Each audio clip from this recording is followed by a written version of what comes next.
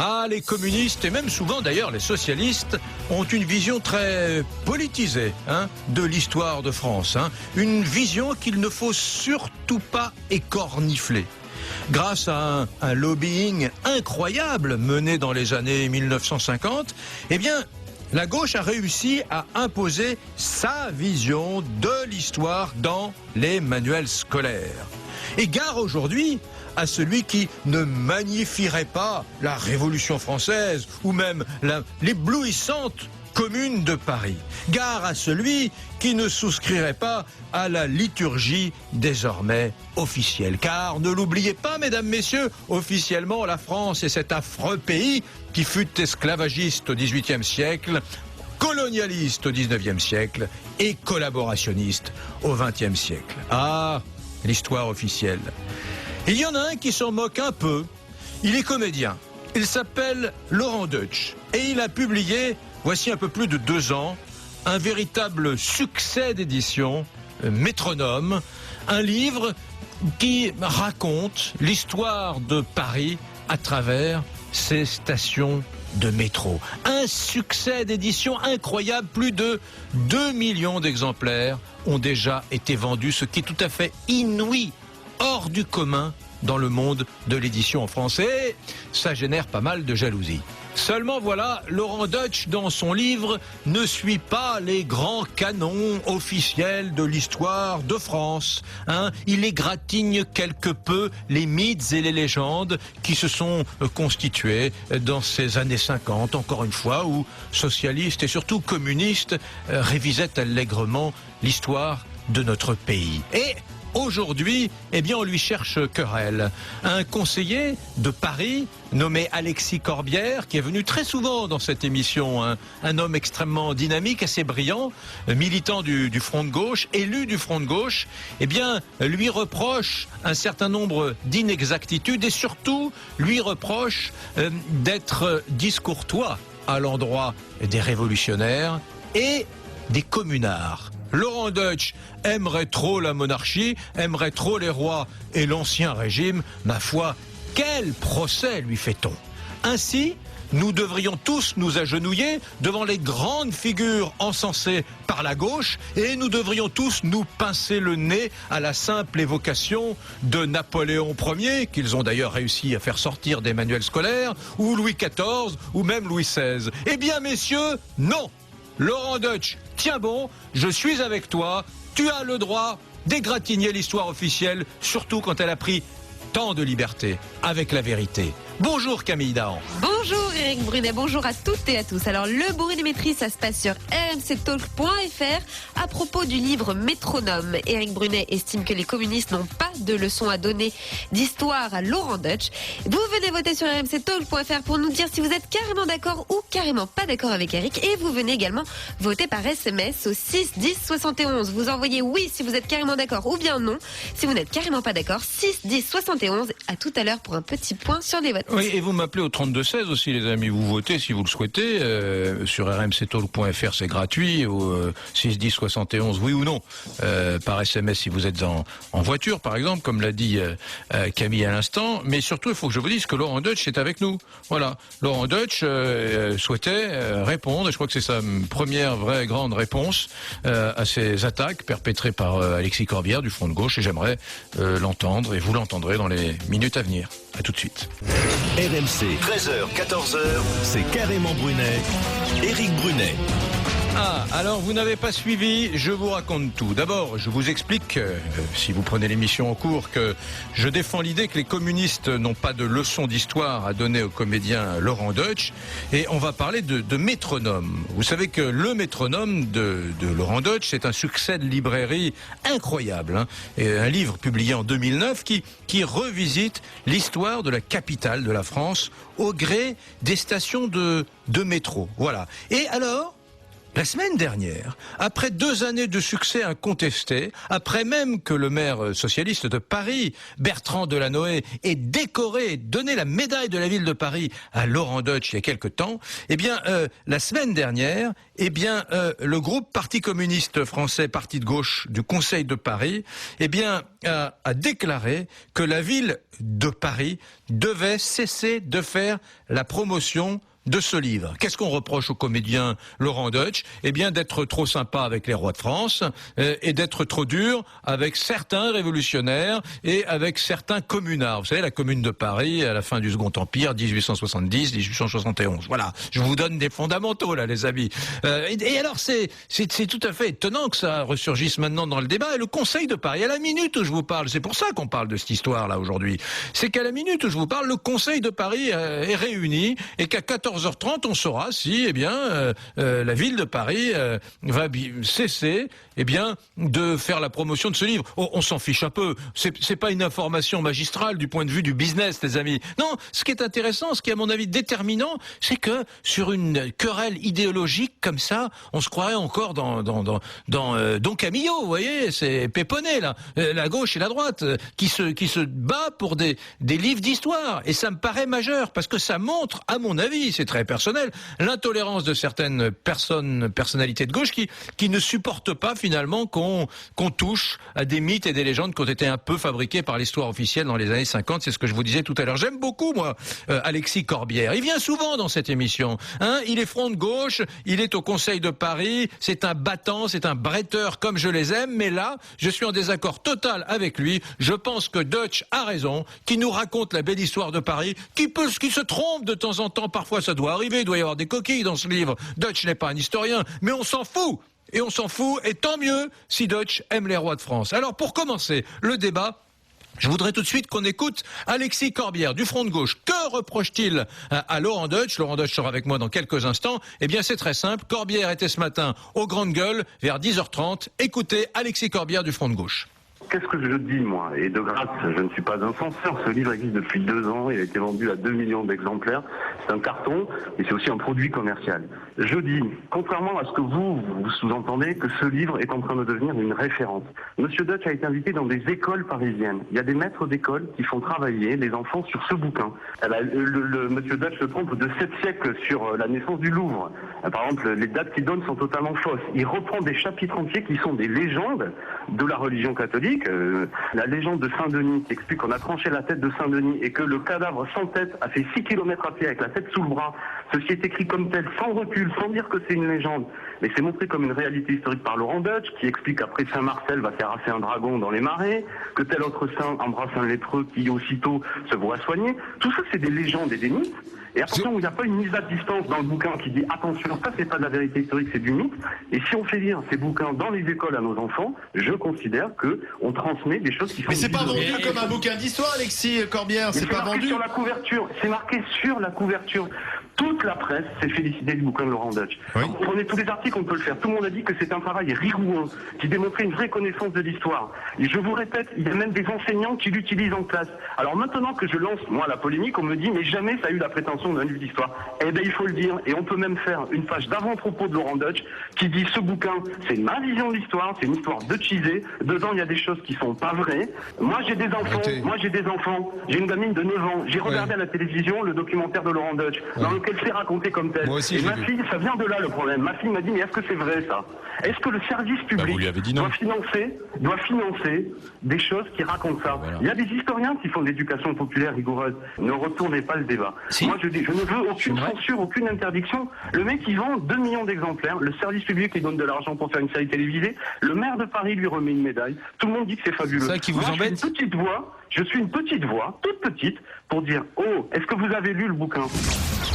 Voilà, donc c'est Alexis Corbière du Front de Gauche, attaque assez, concentrée, voire même assez virile. Bonjour Laurent Deutsch. Bonjour. Merci d'être avec moi au téléphone. On s'est un peu parlé ce matin. Vous n'aviez pas tellement envie de réagir. Puis je vous ai dit, bon, venez quand même, venez. Oui, parce que ce que je disais, c'est que j'ai pas envie d'un débat. Il n'y a pas à débattre. Je suis pas comme Monsieur Corbière, un militant engagé, un homme politique. Moi, j'ai raconté une histoire. Et ce qui est fou quand même, c'est pour ça que finalement j'ai envie de réagir, c'est que ce qui est amusant, c'est que tout en fait est parti d'un étudiant en histoire qui depuis 6 mois occupe tout son temps libre, et apparemment il en a beaucoup, à essayer de démolir mon travail.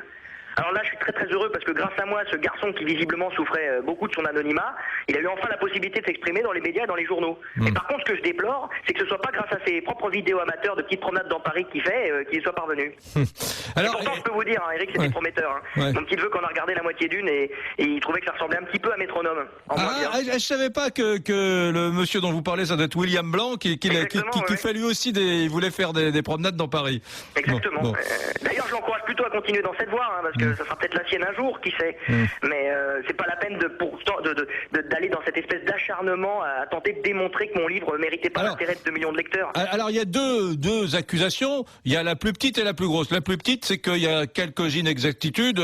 Moi j'ai eu ce matin Jean Sévilla, même Jean Tullard, tout le monde dit, même les grands historiens officiels, parfois il y a une erreur de date, etc. Bon, ça vous répondez quoi à ça? Je vais répondre avec l'exemple qu'il a cité. C'est totalement faux, évidemment. Il y a peut-être des imprécisions ou des éclairages qu'on a envie d'apporter autrement.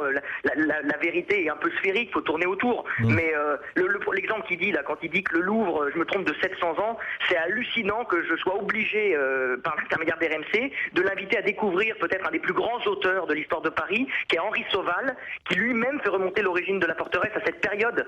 Plus récemment, vous avez Jacques Hilaret, qui est la Bible et la référence absolue sur l'histoire de Paris, et lui aussi fait remonter le Louvre au moins à l'invasion des Vikings, si ce n'est avant. Donc je vois pas en quoi le Louvre, c'est vrai qu'il est le Louvre qu'on connaît, les dernières fondations qu'on a du Louvre, les plus anciennes, remontent à Philippe Auguste, mais il est plus que probable, il est vraisemblable, et Henri Sauval le dit, que le Louvre remonte à l'origine aux Francs. Voilà, je vais faire ma petite promo. Oui, donc je ne me trompe pas, il n'y a pas d'invention historique, vous savez, il n'y a rien qui sort du chapeau, je suis pas un affabulateur, je n'ai pas cité mes sources, c'est vrai, mais elles sont là et systématiques. Quand j'avance quelque chose, c'est à travers un auteur que je m'exprime.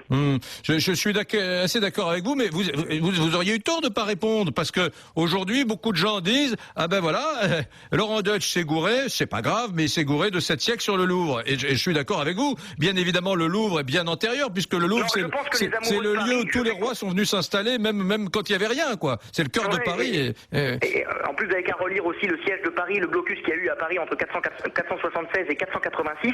Les Parisiens, pour se ravitailler, ont été obligés de se risquer sur la Seine, ce qui prouve bien que sur les rives, c'était bloqué. Donc il y avait certainement quelque chose, une infrastructure, et le mot Louvre d'ailleurs remonte au mot fransalien, donc de l'époque des Francs, qui veut dire lovar, qui veut dire tour de fortification, tour de guet.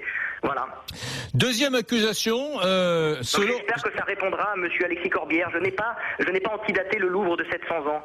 Et là, le deuxième argument qui sort tout le temps, parce que à travers Alexis Corbière, c'est en fait William Blanc qui parle, et William Blanc me reproche aussi de mépriser la commune et d'inventer notamment une soi-disant canonnade en 1870. Alors là encore, je vais inviter Monsieur William Blanc à s'instruire en découvrant le livre de Eugène Henbert, qui est un livre qui reprend des témoignages directs de la commune et qui évoque précisément cette canonnade. Là encore, je n'invente rien, c'est un éclairage, c'est mon éclairage, c'est des sources. Seulement, ce ne sont pas celles du front de gauche. Vous seriez nostalgique, amoureux de l'Ancien Régime, de la monarchie française. Vous traiteriez d'une façon assez dure certains révolutionnaires, voire certains communards. Voilà le second. Alors ça, c'est le gros reproche intellectuel qu'on vous fait, quoi. En gros, ce Laurent Deutsch roule pour les rois de France. Alors ouais, ça c'est assez hallucinant parce que on me reproche d'être orienté idéologiquement et j'aimerais juste resituer qui est donc ce garçon, qui est un militant du front de gauche ultra engagé et qui supporte pas l'idée qu'en racontant 2000 ans d'histoire de notre pays, on puisse aussi évoquer les dieux, les rois et les saints. Voilà. Est-ce que j'ai besoin de rappeler que notre histoire de France, si elle commence avec un petit peu César et les Romains, elle a 2000 ans, elle s'est écrite pendant plus de 1800 ans au contact d'un monarque et de la religion. C'est assez hallucinant. Finalement, le reproche qu'il me fait, c'est ce qu'il lui-même inflige à l'histoire de France, à savoir d'imposer une vision unique, orientée et totalitaire de la vérité historique. J'ai envie de me dire, on déploie énormément d'énergie pour rien dans cette affaire. Moi, le seul message qu'il y a dans mon livre, il n'y a aucun prosélytisme. Je suis pas comme eux, je suis pas un militant, je suis pas un homme politique. Le seul message qu'il y a, c'est l'amour que j'ai pour notre histoire, quel qu'en soit le régime. Je cherche pas à favoriser un camp plutôt qu'un autre, ça m'intéresse pas. Si je vais dans les écoles, on me dit voilà, elle était invitée, c'est honteux, ma fille de 9 ans, elle croit que c'est vrai, etc. Mais si moi j'ai été invité dans les écoles, c'est à la demande des enseignants pour essayer de transmettre cette passion et ce goût pour l'histoire. La majorité des écoles dans lesquelles je suis allé, c'est dans des quartiers défavorisés. Je suis allé à Ménilmontant, à Belleville, à la Goutte d'Or, et j'ai essayé de montrer à tous ces enfants qui pour 90% sont issus de l'immigration que cette histoire, s'ils le désiraient, ils pouvaient s'identifier, c'était la leur. Alors, autre reproche... Par contre, je tiens à vous dire, Eric, que tout ça, je l'ai fait bénévolement, je l'ai fait sur mon temps libre. Mais sinon que ces censeurs du Front de gauche ne veulent plus que je le fasse, eh ben je le ferai plus. C'est pas grave. C'est dommage parce que moi, ça me faisait plaisir et j'avais un réel bonheur à écouter et à entendre ces enfants pétris de curiosité et finalement découvrir que ce jardin merveilleux dans lequel ils sont, il a une histoire, il y a un patrimoine et qu'il va falloir le transmettre. Non mais Laurent, il y a une chose qui est évidente. Vous avez touché à la chose la plus touchy, comme on dit aujourd'hui dans les milieux branchés, la chose la plus sensible qui soit, c'est l'histoire de France. L'histoire est politique et elle a été de surcroît, vous savez très bien, à l'époque de l'histoire de France où il y avait un parti communiste très fort, c'est-à-dire dans les années 50, où un électeur sur 3 en France était communiste et où ils avaient en particulier la planète culturelle française, la SFP, etc., les moyens de production, mais aussi la presse et une partie du monde de l'enseignement. Eh bien, on a un peu donné une orientation à l'histoire de France. Et c'est ça que vous êtes en train, de façon un petit peu infinitésimale, vous êtes en train de toucher à cet équilibre-là. Et donc, il y a un certain nombre de vexations. Il y a des gens qui le vivent assez mal parce que on a inventé des légendes, des mythes, et vous les écornez quelque peu. Écoutez, moi tout ce que je tiens à dire surtout, c'est que moi je cherche à imposer aucune vision. La seule chose que je dirais à Alexis Corbière, quand il parle à sa fille de 9 ans et qu'il dit tout ça c'est pas vrai, c'est pas la réalité historique, c'est que il y a un très grand historien qui s'appelle Marc Bloch, qui est un des plus grands historiens du XXe siècle et qu'on pourra pas du tout taxer d'être royaliste, qui a dit que tous ceux qui ne s'émeuvent pas devant le baptême de Clovis et le sacre de Clovis à Reims n'ont rien compris à l'histoire de France. Et en enlevant le baptême de Clovis et le sacre de Clovis à Reims, parce que c'est ce que veulent aujourd'hui les gens du Front de gauche et ceux qui prônent ce type d'idéologie politique en histoire, eh bien, se trompent sur le sens et je pense sur l'essence de l'histoire de France. Moi, je cherche à rien imposer, à rien évincer, mais je pense qu'on a des moments très forts qui sont rassembleurs, qui permettent un petit peu de mieux comprendre notre histoire et qui sont passionnants. Et il ne faut pas les passer sous silence. N'oublions pas que l'histoire de France, finalement, c'est la plus belle de toutes les histoires. Tout à l'heure, à la fin des grandes gueules, juste avant le journal de 13h, je suis venu faire un petit teasing de 30 secondes de l'émission. Et il y avait Guénaud. Et Guénaud s'est un peu énervé, pas contre vous, mais contre Corbière et le Front de gauche. Et il a dit, c'est terrible parce que il faudrait que les gens du Front de gauche réécoutent celui qu'ils vénèrent tant, Jean Jaurès, qui a eu des propos à l'endroit de l'Ancien Régime tout à fait différents de ceux de l'histoire officielle aujourd'hui, avec une lecture beaucoup plus riche et beaucoup moins idéologique. Jean Jaurès. Je ne remonterai pas jusqu'à Jean Jaurès. Je dirais simplement que moi j'ai reçu vraiment des marques d'affection et de bienveillance de la part de l'ancien secrétaire national du PC, Robert Rue. Alors si Alexis Corbière est plus subtil et plus visionnaire que Robert Rue, bon, ben alors ça il faut maintenant nous le dire. Mais ce qui est dommage, c'est toute cette énergie déployée, alors que je suis, je pense, comme eux, au service de l'histoire et de l'affection qu'on doit avoir pour ce grand héritage qui est le nôtre. C'est simplement ça. Ils essaient de me détruire alors qu'on pourrait peut-être simplement collaborer ou vivre ensemble. Et je crois que c'est quelque chose qui est gagnant-gagnant. Vous savez, moi je suis comédien et on m'a toujours dit que le succès d'un film français amenait d'autres succès. Voilà. Et je crois qu'il faut rester positif et enthousiaste. Alors c'est sûr que peut-être mon éclairage ne leur convient pas, ils ont un message politique à faire passer. Sachez, messieurs, que moi, il n'y a aucun message politique. Et le seul regret que j'ai, et ça me met pas en colère, mais c'est le seul, finalement, au-delà de cette polémique, c'est ce qui sera préjudiciable peut-être, c'est qu'on finira par me faire tomber dans un camp, alors que c'est pas du tout mon propos et mon enjeu. Je pense, en tant qu'amoureux de l'histoire, avoir toujours fait en sorte d'éviter de tomber dans le piège d'un quelconque prosélytisme. Mais bien évidemment, l'histoire de ce qui est magnifique dans l'histoire de France, c'est sa richesse et qu'il y a des génies de toutes les tendances, de tout, y compris des génies diaboliques.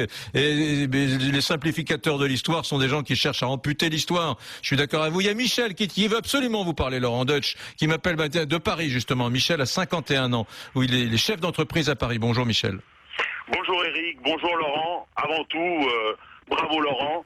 Moi, le bouquin, je l'ai lu, relu. Je me suis acheté la version illustrée à la suite de la lecture du premier qui n'avait pratiquement aucune illustration. Et ensuite, j'ai vu les émissions sur la 5 où vous montriez tout. bravo, moi ça m'a super intéressé. Et dites Michel, pour reprendre l'argument d'Alexis Corbière, quand Laurent Deutsch nous explique qu'au début de l'ère chrétienne, Saint-Denis marche des kilomètres et des kilomètres après avoir été décapité, sa tête à la main, vous ne vous êtes pas dit voilà un curieux phénomène métabolique et biologique, hein, parce que c'est un petit peu ce que lui reproche Corbière. Il lui dit attention, vous utilisez des grands passages de la vie chrétienne et vous expliquez aux enfants que c'est vrai.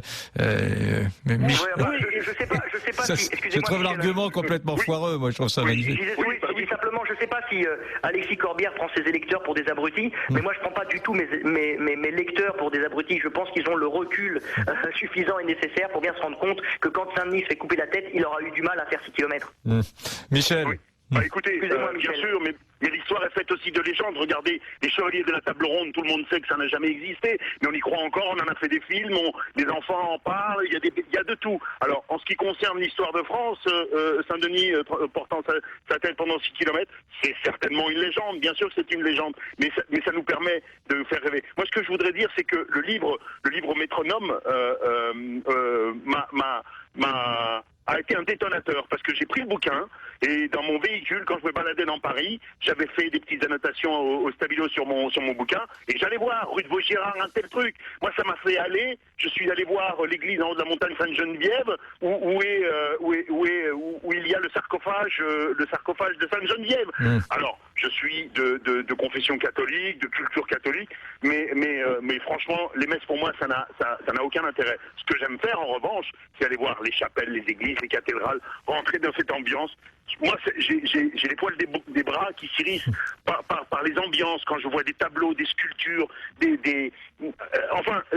toute cette ambiance, j'imagine des choses du Moyen-Âge. Et c'est ça que ce bouquin Métronome a fait pour moi. C'est que ça m'a donné envie d'aller plus loin, de chercher. Alors, Laurent, si je peux me permettre, moi, ce que j'aimerais, et je suis sûr qu'on va vous le demander, c'est que là, vous avez survolé l'histoire de France, votre version de l'histoire de France, qui est très intéressante. Mais si vous avez le temps, si vous en avez envie, développez chaque point.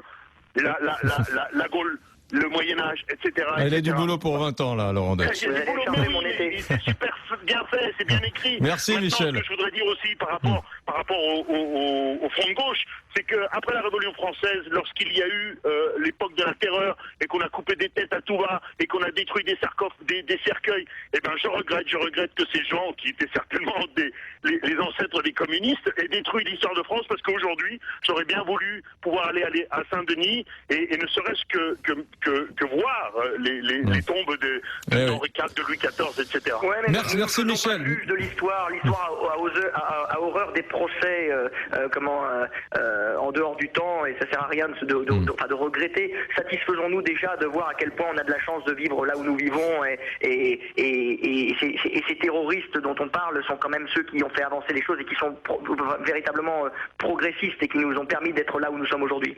Merci Michel, et merci à vous Laurent Deutsch, c'est adorable d'être venu avec nous et ça nous a fait du bien de vous entendre. Simplement pour conclure, je vais juste dire en concluant et à m'adresser à cet étudiant William Blanc qui vraiment a réussi à accéder à une certaine notoriété en tapant sur mon livre, que c'est dommage parce que mon livre est une porte d'entrée, c'est une clé qui permet, je pense, aux gens de s'instruire et d'avoir la curiosité d'aller plus loin dans la découverte de cette histoire de France merveilleuse, et que en faisant ce travail de sape, de destruction assez injustifié, injuste et je crois incorrect, finalement il finit par casser cette porte d'entrée, casser ce verrou, et ça va continuer à faire isoler les gens dans leur bulle et dans leur sanctuaire, et ne pas donner envie au grand public de s'y intéresser. Merci à vous Laurent Deutsch, c'est entendu. Merci, au revoir Laurent.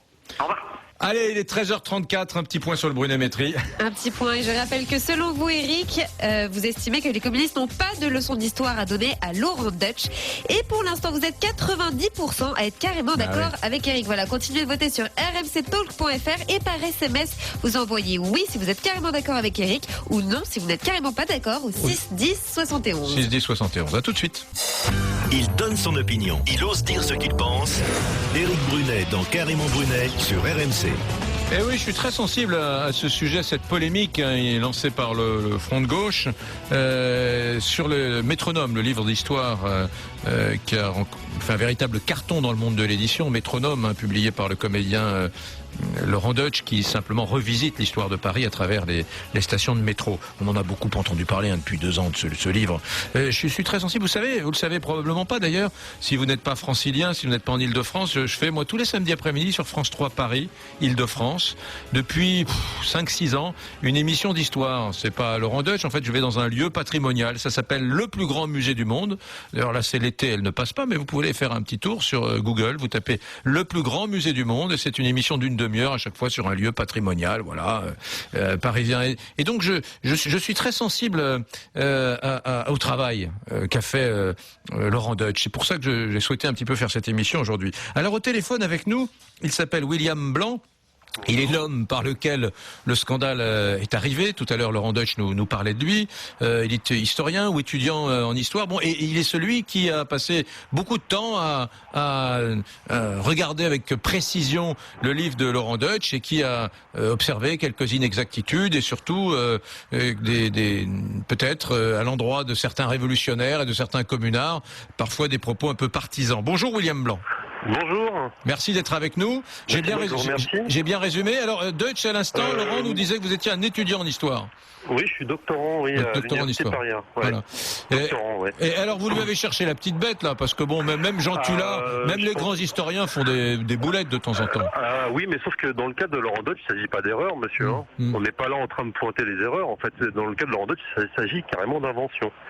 En fait, il l'a dit lui-même sur une radio concurrente, France Inter, le 18 avril, il a dit l'idéologie ne doit pas être détruite par le fait scientifique. Et donc, il dit qu'il a son idéologie et donc il est prêt à tordre le fait scientifique, les faits historiques, pour que ça corresponde avec son idéologie.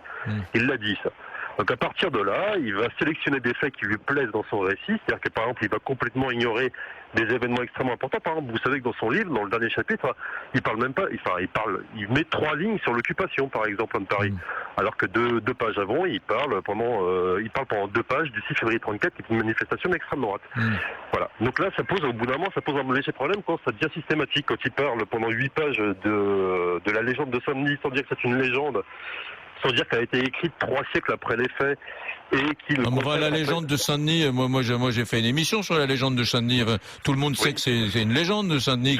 On sait très bien qu'il n'a pas marché 6 km avec sa tête sous la... Bien sûr, vous avez entièrement raison, mais sauf que ce serait peut-être intéressant et pertinent, justement, quand on fait de la vulgarisation, de dire que cette légende, la première phrase qu'on en met, ça a été écrit 3 siècles après, dans une ville de Sainte-Geneviève, dans une ville ecclésiastique. C'est terrible ce que vous dites, vous pouvez pas dire, parce qu'on a l'impression, vous nous dites Laurent Deutsch d'extrême droite, ça me fait penser aux gens qui avaient dit que le... J'ai pas dit ça, monsieur. Ah bon, non, j'ai cru que vous disiez un petit peu, il parlait de... Non, si vous nous dites, il nous parle du 6 février 34, qui est une manifestation d'extrême droite, mais pas de la collaboration, je veux dire... Ah oui, mais sauf que, monsieur, en même temps, quand on regarde dans son livre, il consacre uniquement 3 lignes sur la période de l'occupation. C'est pas l'objet du livre du tout. Quand on parle de l'histoire de Paris, monsieur, quand même, on peut quand même consacrer au moins 1 ou 2 pages quand même à une période qui est quand même cruciale dans l'histoire de Paris, surtout l'histoire contemporaine, c'est-à-dire les 4 ans pendant lesquels Paris était sous le joug nazi. Enfin, lui, il parle des stations de métro. Alors, les stations de métro sont plutôt bien antérieures à 40. Oui, non, mais c'est bien ce que je dis, monsieur. Il va sélectionner des faits pour que ça corresponde à son idéologie, à son image de l'histoire de France. Oui, alors je vous entends, William. Je vous entends, mais c'est l'objet de son livre. L'objet de son livre, c'est les stations. Excusez-moi, qui est une image extrêmement héroïque, d'accord, où on ne laisse pas place, en fait, à ce qui peut perturber cette espèce d'image un peu eau de rose de l'histoire de France. Ça, c'est une première chose. Et la seconde chose, non seulement il sélectionne, mais après il va inventer. Alors il y a le cas du Louvre, d'accord. Vous n'avez pas entendu l'émission, mais il était dans malheureusement. Non, mais c'est pas grave. Mais il était avec nous tout à l'heure et il nous a dit, je maintiens ce que je dis, le Louvre, effectivement. Mais il a évoqué même des textes précis. Oui, il prétend. Il a parlé de Sauval, peut-être. Oui, c'est ça. Sauval, manque de chance. Vous le lisez. C'est disponible sur Gallica ou sur Google Books. Vous le lisez. En fait, Sauval dit exactement l'inverse. Voilà. Et donc, j'invite tous les auditeurs à aller vérifier. L'histoire, c'est très simple. Les faits tombent pas du ciel. Il faut aller vérifier dans des sources, d'accord. Et les sources, pour le coup, disent l'inverse de ce que dit Laurent. Alors, vous lui en voulez sur quoi là? C'est quoi votre à son endroit votre principal reproche? C'est pas une question d'en vouloir. C'est que quand on prétend, par exemple, Laurent Deutsch se dit amoureux de l'histoire. Moi, je pense qu'il a tort. il n'est pas amoureux de l'histoire, il est amoureux de son récit, d'accord, de ses légendes, qui est une espèce de récit légendaire, un roman national, d'accord. Mais en fait, il n'est pas du tout amoureux de l'histoire. L'histoire, c'est pas ça, monsieur. L'histoire, c'est justement, on va travailler sur des sources, et je peux vous assurer, quand on travaille sur des sources, on perd un à un tous ces a priori, et c'est ça qui est génial dans l'histoire. L'histoire, c'est de la découverte. D'accord. Et on se rend compte que nos a priori, quand on travaille sur les sources, ils tombent un par un. Laurent Deutsch, lui, il fait que calquer ses a priori de royalistes du XXIe siècle, d'accord, sur le passé, et il essaie de donner une espèce de récit mythique de la France. Voilà. Là, non mais alors, je vous entends. Est-ce qu'on peut pas aussi trouver une position intermédiaire entre la vôtre et la mienne, puisqu'on jette un regard sur Métronome, qui consisterait à dire, il a peut-être aussi envie de s'attarder sur des personnages qui ont été qui sont un peu des valeurs repoussoires de l'histoire contemporaine, certains rois, etc. Parce que. Attendez, alors monsieur, moi je travaille sur le Moyen-Âge. Alors moi, travailler sur les rois, il n'y a aucun problème, d'accord. Mais il faut le faire sérieusement, d'accord. On n'est pas là pour donner une image héroïque des rois. On n'est pas là pour donner une légende noire, d'accord. On est là pour faire de l'histoire. Hein, on n'est pas là pour faire une légende dorée, une légende noire. C'est comme ça pour tout, y compris pour la Révolution française, pour la Commune, pour la collaboration. Enfin, voilà, on fait de l'histoire, d'accord. Donc là, pour le coup, Laurent Deutsch, je sais pas de quel personnage il va parler, mais moi je suis entièrement d'accord. Maintenant, on peut le faire de manière de manière positive et intéressante, hein, et pas comme ça, quoi. Là, pour moi, j'ai lu il y a 15 jours une biographie d'Henri III, magnifique, personnage à redécouvrir. Vous l'aimez pas, Henri III? C'est pas une question d'aimer ou pas. Non, je vous pose la question en antenne, personne ne nous écoute, on peut y aller. Non, mais moi, c'est pas une question de ça. Moi, je trouve que c'est un personnage comme tous les personnages historiques, et pas que les rois d'ailleurs, hein. Pas que les rois, pas que les roynes, pas que les saints, c'est même les gens, les paysans qui vivaient à l'époque, tout ça, c'est des gens très intéressants. Il y a un peu, William, il y a un peu de parti pris idéologique dans la cabale que vous avez lancée contre. Est-ce qu'il n'y a pas aussi un peu de jalousie parce qu'il a fait 2 millions d'exemplaires? Non, il n'y a pas de jalousie. Il nous a dit que vous aussi vous faites des balades dans Paris et que vous. Oui, ça m'arrive. Oui. Filmé, que vous auriez peut-être bien aimé avoir le succès qu'il a eu. Non, alors certainement pas avec ce qu'il a fait. Moi, je fais de l'histoire, je suis très content d'en faire à ma manière. Par contre, moi, ce qui me pose problème, c'est qu'au bout d'un moment, on n'arrête pas de présenter Laurent Deutsch comme de l'histoire, ce qui n'est pas, et on crée une espèce d'autorité. Et à ce phénomène-là, en fait, c'est les médias ont participé à ce phénomène-là, les politiques ont participé à ce phénomène-là, et moi, ça me pose problème. Et quand, en plus, France Télévisions met 1 million d'euros, ce qui est une somme gigantesque, pour faire un documentaire qui n'est pas un documentaire, qui est vraiment, encore une fois, un tissu de légende de très, très, très mauvaise qualité, moi, ça me pose problème. D'accord. Donc, nous, on réclame aucune censure par rapport à Laurent Deutsch. Il a le droit de vendre ses livres, d'accord. Par contre, on aimerait bien qu'il y ait des points de vue contradictoires qui puissent s'exprimer, et on le demande, on lui a demandé plusieurs fois, pour l'instant il le refuse, on demande un débat public, d'accord, qui sera filmé, et où tout le monde pourra voir un peu les différents arguments, et chacun pourra se faire une opinion. C'est ce qu'on demande, voilà. Donc il n'y a aucune censure. Je précise au passage, parce que ça, je l'ai entendu plusieurs fois, que je ne suis pas militant au Front de Gauche, je ne suis pas militant au Parti communiste, je suis historien, d'accord, je n'ai rien à voir avec les politiques qui font ce qu'ils veulent, d'accord. Mais vous connaissez Alexis Corbière, qui a donné un peu d'écho à votre combat. Il a pris contact avec moi, d'accord, il m'a posé des questions. Après, encore une fois, ils font leur rôle d'élu, d'accord. Moi, je fais mon rôle d'historien. Moi, tout ce que je demande à la mairie de Paris, et ce que j'ai demandé plusieurs fois aux élus de la mairie de Paris, c'est que, en fait, on arrête de faire une promotion acritique, et en fait, où on dit Laurent Deutsch, c'est formidable. Oui, non, parce que c'est le sujet. Mais la mairie de Paris est en train de traiter le sujet aujourd'hui. Le Conseil de Paris est réuni à la minute où nous parlons. À 14h30, nous saurons si Bertrand Delanoë, qui a donc remis la médaille de la ville de Paris à Laurent Deutsch, eh bien, cessera, à la demande d'Alexis Corbière du Front de Gauche, de faire la promotion de Métronome de Laurent Deutsch. Merci en tout cas, William Blanc, d'être venu avec nous. Merci beaucoup, et j'espère que la prochaine fois on pourra continuer ce débat, mais avec Laurent Deutsch en face à face, ça serait formidable. Oui, à mon avis, là, il était peut-être pas encore tout à fait mûr, mais à mon avis, réécoutez sur le podcast la première partie de l'émission. Il a été sympa. Il a dit William Blanc, il me cherche des noises, mais au fond, il faudra qu'on se mette d'accord à un moment donné, parce que ce qui est magnifique, c'est de créer des verrous, des portes d'entrée, pas des verrous, justement, des portes d'entrée pour que les gens aiment l'histoire. Lui, son souci, c'est d'amener à l'histoire des gens qui... D'accord aussi, vous savez, hein. On a le droit de pas être d'accord aussi. Ouais. Ça arrive, hein, c'est pas grave. Ouais, je suis d'accord. Allez, Voilà. salut William Blanc, au revoir. Au revoir. Au revoir. Allez, il est 13h48, on fait un petit point sur le Brunet-Métry où ça vote beaucoup. Yann. Ça réagit beaucoup, oui. Et puis alors, ça n'a pas changé, la tendance reste la même. Vous êtes 90% à être carrément d'accord avec Eric. Je vous rappelle qu'à propos du livre Métronome, Éric Brunet estime que les communistes n'ont pas de leçon d'histoire à donner à Laurent Deutsch. Non, Voilà. mais moi, je peux entendre ce que dit William Blanc. C'est-à-dire, William Blanc, s'il est sincère, il nous dit, moi, je suis un historien puriste.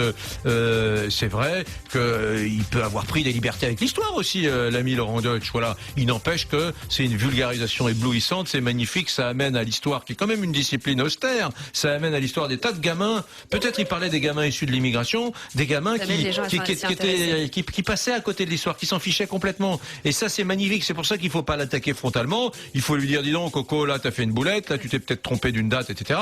Mais il faut pas mener des combats comme ça en disant que Laurent Deutsch a une vision idéologique de l'histoire. Là, je suis pas du tout, mais alors pas du tout d'accord. Allez, on se retrouve dans une seconde.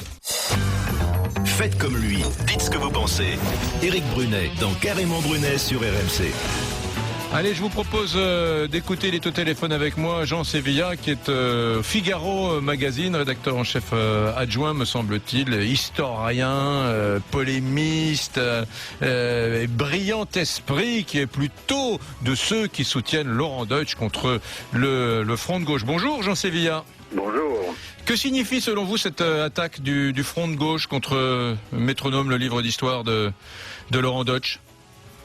Écoutez, je pense qu'il y a des arrière-pensées. Sont-elles politiques, sont-elles idéologiques, sont-elles personnelles? Je ne sais pas. Mais enfin, c'est une histoire assez étrange. Ce qui est certain, c'est qu'il y a plus de lecteurs du livre de Laurent Deutsch qu'il y a des lecteurs communistes. C'est peut-être ce qui dérange certains. Donc, je pense qu'on fait un mauvais procès à Laurent Deutsch, qui est un procès qui ressemble à un procès politique. C'est une vieille technique communiste. On parle... on bâtit des écrans de fumée en quelque sorte. Les communistes ont fait ça très longtemps. Ils ont instrumentalisé les crimes du communisme qui, Dieu sait, ont été tragiquement réels. Mais ce qui évitait souvent de parler des crimes du communisme qui étaient non moins réels, qui relevaient du présent et pas seulement du passé. C'est une vieille technique d'intimidation. C'est une arme, je dirais, d'intimidation massive que savent manier les communistes, mais il ne faut pas se laisser impressionner, je pense. Alors là, il y a deux territoires que la gauche et le Parti communiste a toujours souhaité préserver intacts dans l'historiographie officielle, c'est la Révolution et la Commune. C'est peut-être un peu pour ça qu'ils sont agacés, parce que finalement Laurent Deutsch, il est parfois assez dur avec les révolutionnaires et assez dur avec les communards eux-mêmes qui, à la fin du 19e siècle, ont quand même détruit pas mal, plusieurs centaines même d'édifices, de monuments parisiens. Oui, il y a des moments de l'histoire de France qui sont mythifiés par la gauche. Ils font partie d'une certaine identité constitutive du socialisme à la française. C'est un héritage que se partagent les socialistes et les communistes. Alors, il y a la Révolution, il y a la Commune, en effet. On en fait des moments mythifiés, la naissance de la démocratie, le pouvoir du peuple, sur le peuple. Le problème, c'est que ça ne correspond pas à la réalité historique. Ça n'est pas tenir un discours réactionnaire ou royaliste que de dire cela. Je pense à un historien comme François Furet, qui était un homme qui venait de la gauche et qui était un libéral, a montré qu'il y a dans la Révolution française une part totalitaire et elle est intriquée dans l'ensemble de l'histoire de la Révolution française et qu'on ne peut pas faire que cette part-là n'existe pas, même si on ne réduit pas la Révolution française à cela. Mais la Révolution française, c'est aussi donc ça fait partie. Il y a aussi des meurtres de masse. Il y a des crimes et il y a même des criminels de masse, on pourrait dire, qui se sont manifestés pendant la Révolution française. Les dommages de la Commune, la même chose, est un mouvement romantique qui a provoqué beaucoup de destruction, qui a fait beaucoup de mal. À l'époque, d'ailleurs, il y avait des esprits de gauche, des esprits républicains qui ont condamné la Commune. Qu'est-ce que vous avez envie de dire, Jean Sévilla, à Laurent Deutsch ce matin, qui est bien embêté? Je je ne peux que l'encourager dans son travail. Il ne se prétend pas être un historien professionnel, donc c'est un historien du dimanche qui a une perception. Il a approché la ville de Paris avec son cœur, avec son âme. Il ne considère pas que la France soit née en 1789, donc il embrasse tout le passé, y compris le passé chrétien de la France. C'est une vision qui est belle.